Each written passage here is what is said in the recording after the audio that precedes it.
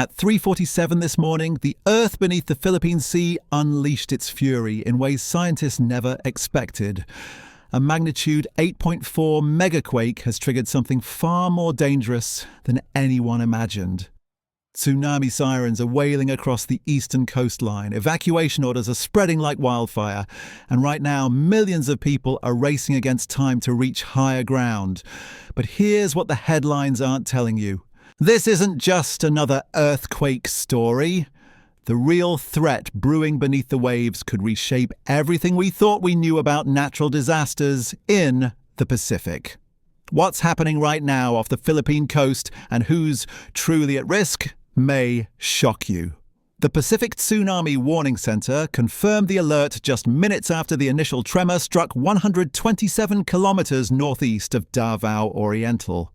Seismographs across the region recorded the massive rupture as it tore through the Philippine sea plate, sending shockwaves racing outward at devastating speeds. The epicenter sits in one of the most geologically unstable zones on Earth, where three major tectonic plates converge in a deadly dance that has been building pressure for decades. Within seconds of the quake, automated detection systems began calculating wave propagation models.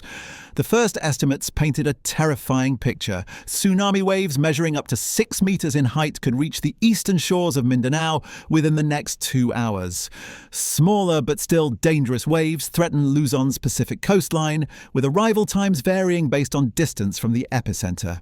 Local authorities moved swiftly into emergency protocols that have been rehearsed countless times but never tested under such extreme circumstances.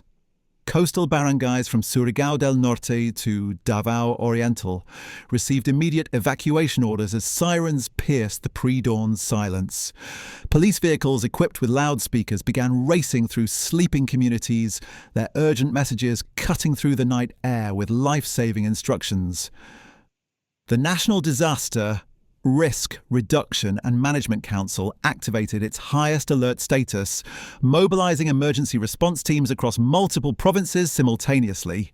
Helicopter units prepared for immediate deployment, while rescue boats positioned themselves at strategic inland locations, ready to assist with evacuations from areas that might become temporarily inaccessible. But understanding the true scope of this crisis requires looking beneath the surface at forces that have been building for generations. The Philippine archipelago sits atop one of the most complex and volatile geological systems on the planet.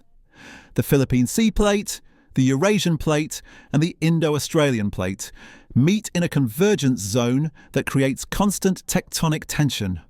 When that tension releases suddenly, as it did this morning, the results can be catastrophic. This particular section of the Philippine Trench has been identified by seismologists as overdue for a major event. Stress measurements taken over the past decade showed increasing pressure along fault lines that hadn't experienced significant movement since the early 1900s. The magnitude 8.4 reading represents a massive energy release equivalent to the detonation of millions of tons of explosives deep beneath the ocean floor.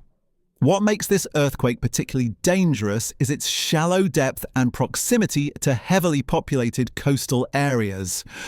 Unlike deeper quakes that lose much of their energy travelling through rock layers, this rupture occurred just 15 kilometres below the sea floor, allowing maximum energy transfer to the overlying water column. This combination of factors created ideal conditions for tsunami generation. Wave height predictions continue evolving as more seismic data becomes available, but early models suggest the most severe impact will strike the eastern Mindanao coastline. Communities like Mati, Baganga, and Boston face the highest risk, with waves potentially reaching 4 to 6 meters above normal sea level.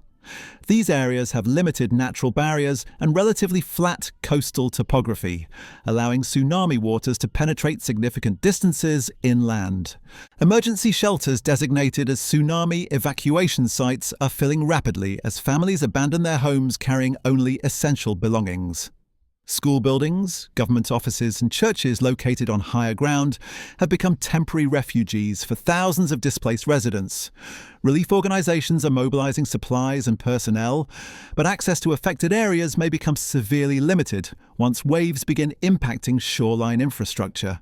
Communication networks remain operational for now, but authorities warn that cell towers and internet infrastructure in coastal zones could suffer damage or power outages as conditions deteriorate.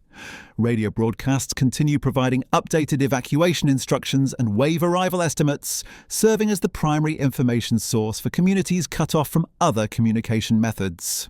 The psychological impact of this crisis extends far beyond immediate physical threats.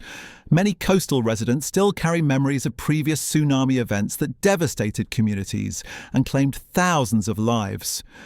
The sound of warning sirens triggers deep trauma responses, particularly among elderly residents who survived historical disasters. Mental health support teams are being deployed alongside physical rescue operations to address the emotional toll of forced evacuations and ongoing uncertainty.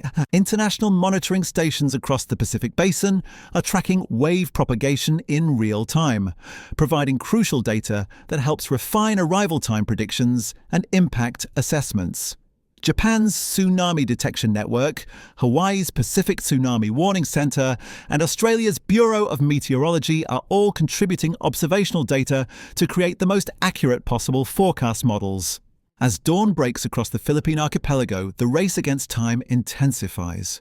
Coastal communities that were peacefully sleeping just hours ago now face their greatest natural disaster challenge in decades. The next few hours will determine whether emergency preparations prove adequate against the full force of nature's most destructive oceanic phenomenon. The immediate aftermath of the Megaquake has revealed something unprecedented in the region's seismic history. Multiple aftershocks measuring between 6.2 and 7.1 magnitude continue rattling the Philippine sea floor, creating a cascade effect that could amplify tsunami generation beyond initial projections. Each subsequent tremor sends additional energy pulses through the water column, potentially increasing wave heights and extending the duration of dangerous conditions along the coastline. Advanced ocean monitoring buoys deployed throughout the Pacific are detecting unusual wave behavior patterns that weren't anticipated in standard tsunami models. The initial wave train appears to be traveling in multiple directions simultaneously, suggesting the seafloor rupture may have occurred along intersecting fault lines rather than a single linear break. This complex propagation pattern means coastal areas previously considered at lower risk could face unexpected impacts from waves approaching at oblique angles. Satellite imagery captured just minutes after the initial rupture shows massive displacement of ocean water near the epicenter. The distinctive dark patches visible from space indicate areas where the seafloor has either dropped or risen significantly, displacing billions of cubic meters of seawater. These images provide visual confirmation that the earthquake generated the type of vertical seafloor movement most likely to produce devastating tsunami waves.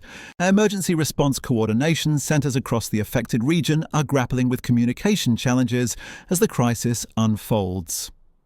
Radio frequencies dedicated to disaster response are experiencing congestion as multiple agencies attempt to coordinate simultaneous evacuation efforts. Backup communication systems, including satellite phones and ham radio networks, have been activated to ensure continuous information flow between emergency management officials and field response teams. The economic implications of this disaster are already becoming apparent as critical infrastructure faces imminent threat. Major ports along the eastern coastline have suspended all operations, with cargo ships and fishing vessels racing to reach deeper waters where tsunami waves pose less danger. The port of Davao, one of the Philippines' busiest commercial harbours, has ordered immediate evacuation of all personnel and cargo handling equipment to elevated positions inland. Power generation facilities located near the coastline present a particularly complex challenge for emergency managers. Several thermal power plants and fuel storage depots sit within the projected inundation zones, raising concerns about secondary disasters including fires, explosions, and environmental contamination. Utility companies are implementing emergency shutdown procedures while simultaneously trying to maintain power supplies to critical facilities, including hospitals and emergency command centres. Transportation networks throughout the affected region face complete disruption as authorities close bridges, airports and major highways in low-lying areas. the Davao International Airport has suspended all flight operations, stranding thousands of passengers while airlines scramble to reroute scheduled services. Coastal highways that serve as primary evacuation routes are experiencing severe congestion as entire communities attempt to reach safety simultaneously. Medical facilities in the tsunami impact zone are implementing their most extreme emergency protocols. Hospitals located within potential inundation areas are transferring patients to inland facilities, while maintaining skeleton crews to handle immediate trauma cases. Mobile medical units are positioning themselves at designated evacuation centres to provide care for displaced populations who may have chronic conditions requiring ongoing treatment. The agricultural sector faces potentially devastating losses as saltwater inundation threatens fertile coastal plains that produce significant portions of the region's rice, coconut, and other staple crops. Farmers in low-lying areas are attempting to evacuate livestock to higher ground, but time constraints and limited transportation resources make comprehensive animal rescue operations nearly impossible. As the Philippine Sea continues its relentless assault on the eastern coastline, millions of lives hang in the balance of decisions made in these critical hours. The magnitude 8.4 Megaquake has unleashed forces that will test every emergency protocol, every evacuation plan, and every act of human courage across the archipelago. When nature strikes with this level of fury, survival depends not just on warning systems and emergency shelters, but on communities coming together in their darkest hour. The waves are coming, time is running out, and the true measure of resilience will be written in the choices made before the ocean reclaims the shore.